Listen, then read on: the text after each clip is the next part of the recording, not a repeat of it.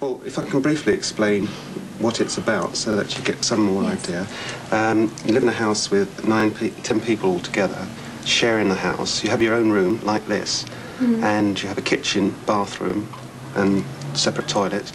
And you share the house, the running of the house, with the other people in the house. You have your own cupboard space in the kitchen.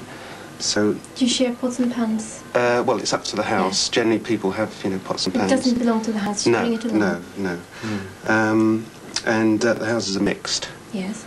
Is it 50-50 roughly? Generally, we try and make it 50-50. We're finding that's more harmonious. Yep. And there's no landlords here, so you run the house yourself. So the great thing is that it's up to the people how they want to run the house. Yes. And I think the important thing is that what we try and do is to pay due regard to everybody in the house. That people try and get along with each other.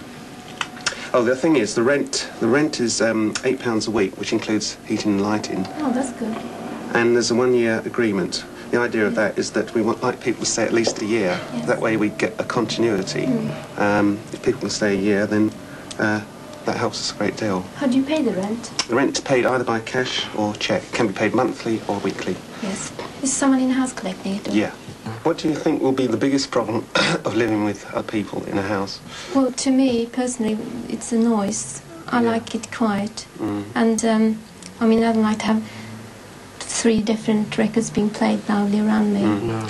Well, how do you think, I mean, if that problem arose where the stereo was sort of blaring out 3 o'clock in the morning, I mean, how do you think you might be able to solve that one? I'll go and ask the person to turn it off. Yeah. Yes. The point about it is that, whichever house you go into, that house runs it their way. I mean, there's no sort of central bureaucracy which decides the house should be run that way. The 10 people in the house decide how they want to run their house. Yes. For instance, cleaning rotas, things like that is worked out by the people in that house. You're going to have times, obviously, when you come home and someone's left their washing up around, the kitchen's dirty, and you're going to want to get yourself something to eat, and it's going to be filthy. What do you think you're going to be able to manage with that? What do you think you'll do about it if you come home and find it like that? Either do, wash it up, or tell the person, if I know who it is, left it, tell the person to do it. Can I ask you, would you be interested in getting involved in the Co-op, in the different committees that we have here? Yes, I would. Yeah. Yes. Because... What can you do? Well, the different committees are one, like this committee here. In a few months' time, perhaps you might be interested to belong to the membership committee, interviewing people like yourself. And there's finance, advertising, services, the whole number of groups. And the whole point is that if we do it ourselves, then we can cut our costs on the Co-op, and that way perhaps lower the rent. What do they do, the services group? Well, things like broken windows, when windows get broken, doors get damaged, things like that. Oh, I see. Mowing the lawn, very important. Very important. Yes. So really what we hope are that the people who apply will also be interested to get involved. Yes. Well, I'm interested. Fine. But a housing cooperative is not an introverted community. It is part of a local neighbourhood. While the scheme was under construction, we met with the Tenants Association of the adjacent council estate. The Tenants Association were wondering for some time what was being built across the road in Sanford Street. A joint meeting was arranged between our Tenants Association and SCD, who explained it was a housing cooperative and we very much liked the idea. Both the cooperative housing project and the Milton Court needed this particular laundrette very badly. The result of all this cooperation is the laundrette, which is open today. I'd now like to introduce you to Gordon Jago and Tea Captain Barry Kitchener with their dirty togs. That's it. Having had a great win today, I'd like to take you into the shop, all right? Thank you very much indeed. Thank you. Thank you, sir.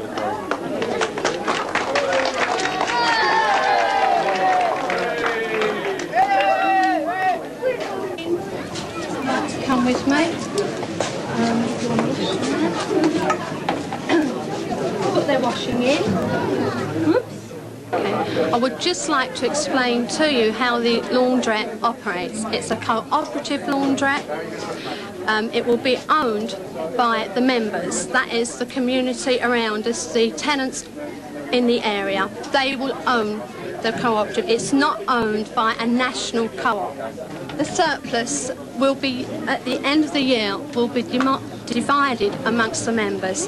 If there is a surplus, a big surplus, they will decide at a general annual meeting where the surplus goes, back to the members or to the community itself. Go to the central control panel, which is over here. Place their money into the machine, and out will come their dividend stamps, which they will all collect, we hope, and make lots of money for the laundrette, so that they will get it back at the end of the year. And that's what we're hoping for.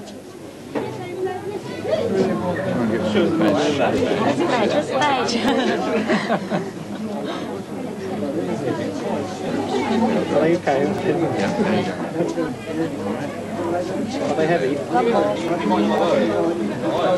That's it. All done. Okay. After that, let no one say that Millwall is a dirty club. But this project has aroused a lot of interest, and a lot of groups have asked SCD to help them develop their own local housing cooperative. One such group comes from Slough. Anthony, you're chairman of Slough Cooperative Dwellings Development Committee. How did you become aware of the problem in Slough? Well, Brenda, in Slough we have a housing advisory service, and that's based on the Community Relations Council. I'm the housing officer for that service, and for over the last 2.5 years I've met a lot of homeless people, and the housing problem is particularly acute for young people in the 18 to 25 age range. And that's how we got involved, through meeting people with a housing shortage and desperate for accommodation. And I heard about SCD. What sort of young people are there in Slough, Eric? Well, these are all sorts of young people between the ages of 18 to 25. Several overseas people, several Slough-born, and others who've moved into the area, all wanting some place to live and finding great difficulty in finding the appropriate accommodation. And are these people working in Slough? Are they trainees? How do you come across them, Sandy? Well, I'm working at the college in Slough, and we see every week coming through the college something like 15,000 young working people on day release, block release, and a very few full-time students.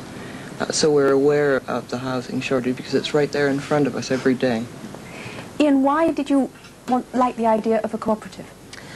Well, two reasons. First of all, I felt that it could meet the housing need, but the main thing was that I felt that Slough is a place which, well, it's never caught up with itself. It's grown from a tiny village at the turn of the century to 100,000 or so nearly now. And in fact, we felt that a communal organization, a cooperative organization, would in fact be something in the direction of creating Slough a community. Anthony, can you tell us in what way you approached the council for help? Or? Well, we held a meeting not so very long ago, and members of the council were invited.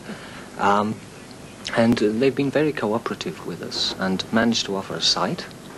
And, well, we hope within the next 2 years, 18 months, that probably a scheme with 100-bed sitting rooms will be developed. Sandy, can you tell us a little bit why you feel the co-op is needed in Slough? Yes, in Canada, where I come from, I had the opportunity to see a few schemes like this developed. They were not always successful, but I felt that the idea behind them was right, and with the right kind of work could be made something very valuable to the community. And that is what has happened so far with one group that is affiliated to SCD. But that's just one, and there are very many more.